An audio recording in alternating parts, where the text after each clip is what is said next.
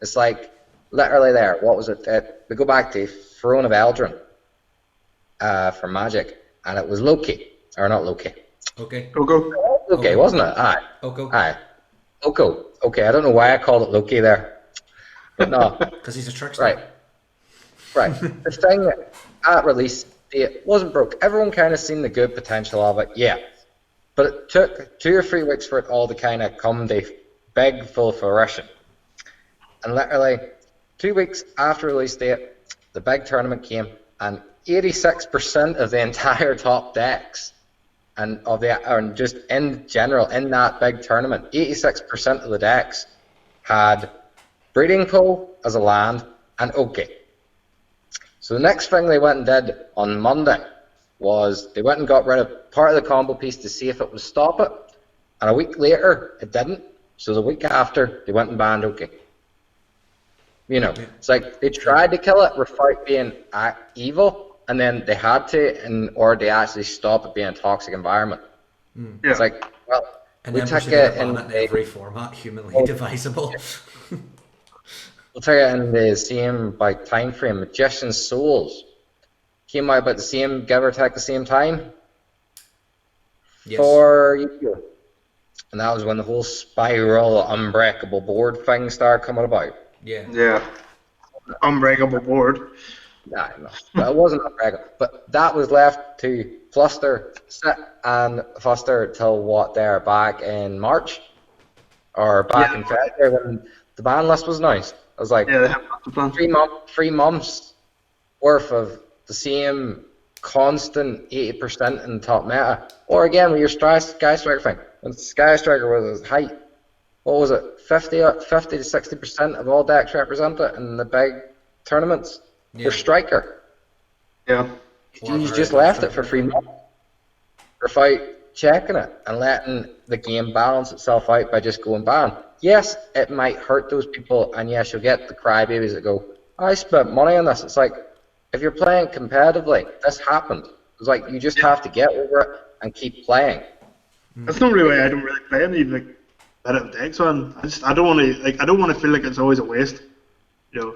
So it's like I wouldn't get in the Vanguard because it's a waste, and I haven't played Magic in months. Like, but I probably would if I found something that I liked. You know, like realistically, I probably would. But like, I'm not gonna spend money on something that, you know, I'm not gonna use or I won't be able to use. You know, like I've done it in the past. You know, like I got Zoo. Whatever it was at its peak, I got Strike. I still got Striker. I've got Salad deck. I've got, you know, bits and bobs. Like obviously, you know, you get them. I can't argue that I'm guilty of it too. In Magic and in Vanguard, I've done it. Like I bought stupid price cards and seen a week or two later, bad. Like my famous one I ever did, I did a full big trade with someone for my full BA deck at the time for full Shaddoll with El Shaddoll Construct. And all 3 of them, ultimate rare. About 3 days after I did it, because I think I put money towards trade or something, I can't mind. But 3 days later, ultimate construct was banned, and literally the bulk of that value, I think it was like at that time, was £50 each in the ultimate constructs, and they went from £50 to like £4 overnight. I was just like, I was like, don't get me wrong, it hurt at the time, but it was unchecked in the meta, and I get why it did it. It's like, it sucked, but it happens. Like, you can't be angry about it. Yeah. Yeah.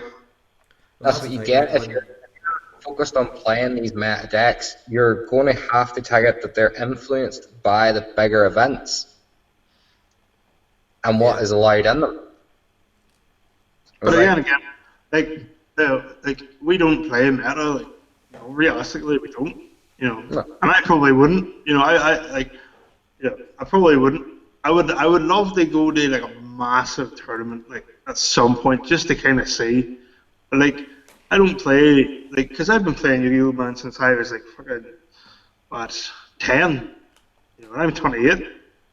Like, I play it because of nostalgia, ultimately. But I play it because I enjoy the game. I'm not playing it because I want to be the best Yu-Gi-Oh player in the fucking world. Like, I don't give a shit. What's that going to do for me? And realistically, like, if there was a cash prize for it, maybe. Do you want to go down that road of cash prize? Maybe I would. But that's the thing. Is like, if there was something to ultimately gain from playing it, I would play it. Like, I would. But it's like you're playing it for like a wee trophy. So right, say if they replaced it with a Magic's tournament support style. And by the way, for anyone watching this and don't know what I'm on about, Magic the Gathering's tournaments and actual styles, you actually play for real money. Like, it's not just you get boxes of product and stuff, but there is a cash prize pool at the end of every tournament. And it's just handed to you for winning. Like, it is real money that you are not limited in saying, oh, you can only spend this with X, Y, and Z. It's like, nope, here's a check, go enjoy it. You won it, earned it. It's a proper gaming tournament. It's an incentive, that's what it is. And it's well done. Like, it keeps the community. But again, I think that's why the Magic community is more like adept to like auto bannings and stuff like that. It's like, we understand that there's this money involved with all these people that affect this ban list. It's like they need to keep this in constant check. So someone just can't keep coming in and just being like, oh, I'll take my check, please. I'll take my check, please, every couple of weeks. Yeah. But also, like, if you really want to go down it, Magic has a better tournament system overall. I must say, I've played both, and I've been in a Magic tournament, I've been in a Yu-Gi-Oh tournament. Magic's tournament system is a hell of a lot better than it is in Yu-Gi-Oh. Yeah. One, like, how the tournaments are kind of structured are better. It's still Swiss, but when you get up into the higher tier events, say we'll compare this to the Mythic Championships that are played every couple of months with Magic, and what will be a quite high level Yu-Gi-Oh event? YCS? Yeah, YCS. Something with about 10 rounds of Swiss, 12 rounds of Swiss. I think they do. Nationals? Yeah. They wouldn't do as much. They wouldn't do as many games, but it would be on the same kind of level. Right. The 2-day events basically is what I'm on about, right? Yeah. Mythic Championship, 2-day event. This YCS is a 2-day event. Right. Yes, we have this set of Swiss, but also in the mix of that, you have to change formats normally into a draft of the actual current sets that are out. So it's not based solely on just your skill of how you can prepare a deck, like, before you get there and be like, oh, I know this deck inside and out, I know that deck inside out. Also goes, how well are you at playing the game? And can you go with a set of cards and build something reliably strong that can carry you, that through this thing back in the Swifts? That's the linchpin of a lot of Yu-Gi-Oh players. How well can you play the game is very different to how good at typing in YouTube you are. Like ultimately, like, obviously, like, you kind of do have to know the game to be able to play it.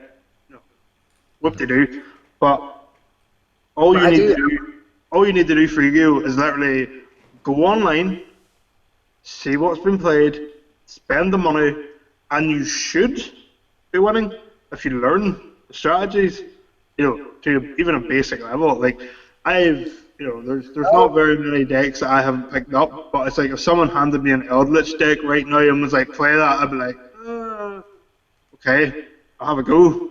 I'll also say Magic's not completely devoid of that either. You still have them type of people that will do that as well. But again, I must say, even if they do it, most of the decks are twisted and then changed into the actual person that's playing them playstyle. Like, every Magic deck has some nuance or thing that someone else can't really play if they don't understand it. It's not how they think. I have noticed that. Like I actually I notice that a lot with Yu-Gi-Oh because there's been a lot of times. There's been a few times where people have come up to me and they're like, I'm like, here, look, use this deck. I'm not playing in the tournament. If you want a deck, it's there. Use it. You can use my deck. And I've had people come up to me and they're like, why do you run X, Y, and Z? It's like, because it works. Like you see just that certain, you have that like. To fire out an example, like whenever I had Subterra, I was always asked, it's like, why do you run 2 Cave Clash? And I was like, have you read Cave Clash? Like, honestly, have you actually read the card? And everyone was like, no, but it's bad. I was like, you're only saying it's bad because someone online likes one of it. I like running 2 of it because it sets up everything you need. It recycles your stuff. It like it allows you to like do everything. It allows you to use like Guru on your opponent's turn without caring about needing another monster, blah blah blah. And it was only kind of after people were actually like, right, okay, because you've access to it, you'll run it. And obviously at the end of the tournament, even though he came second, whenever I told him how I run and how the deck's been built to kind of my way of thinking about it, it came up and was like, oh, fair enough. Like it's still bad, it's still bad, but fair enough. I did all right with it. I know, like even I'll say it. Like I had a deck. Well, I still do. I have a variant of it still, but back at its good old prime would be Jeskai Nahiri control. I wouldn't say it was control. It was really kind of just aggro, but it was always called a control deck because I wouldn't say it's control. There's one aggressive monster, and everything else is burn spells, negate, kill spells, banishing. No, right. Let me finish. I'll let you do your Subterra thing. Let me finish mine. Like the way it was meant to be built was literally, as you said, it's meant to be literally Nahiri the Harbinger, which does a simple thing. It discards a card and lets you draw a card. But that isn't the relevant part there. It comes out turn 4 with 4 loyalty counters, and you add 2 counters onto it to discard a card and draw a card. But when you got this thing to 8 counters, you took 8 away from it, and you took any monster you wanted out of your deck, and just played it on the board with haste. Now, that doesn't seem like much, but the targets you had for it were incredible. Because you take it, if you get it right, you during this turn 4, turn 6, this big thing that realistically shouldn't be out for another 10, 15 turns of the game is out and swinging. Yeah. But the whole thing hinged around a card called Emrakul, the Aeon's Sword. And what it did was took 3/4 of your life total, being 15. It was a flying creature, so it was really hard to block. Then on top of it, it had protection from colored spells, so you couldn't touch it with basic any targeting spell card. And then it had another nice wee kicker. Said that, like, by the way, for me attacking, your opponent that you were attacking it with had to pick 6 permanent cards they owned on turn 6. And normally by turn 6 you have a cut deal of 6 land, or well, hopefully, and a few monsters. So 6 out of maybe 8 to 10 permanents is a good chunk of you going, well, I can't win. Yeah. But the deck idea most of us had with it all was just burn your opponent out, take that 5 off them, turn 6, win. But I decided I didn't like that version. I decided I seen it more through the control aspect of just making sure, even if I made my opponent go to 15 from 20 and took a 15 left them with 5 and no way to recover, 9 times out of 10 they just went, the game's yours, and I won anyway. I didn't need that 5 points of damage.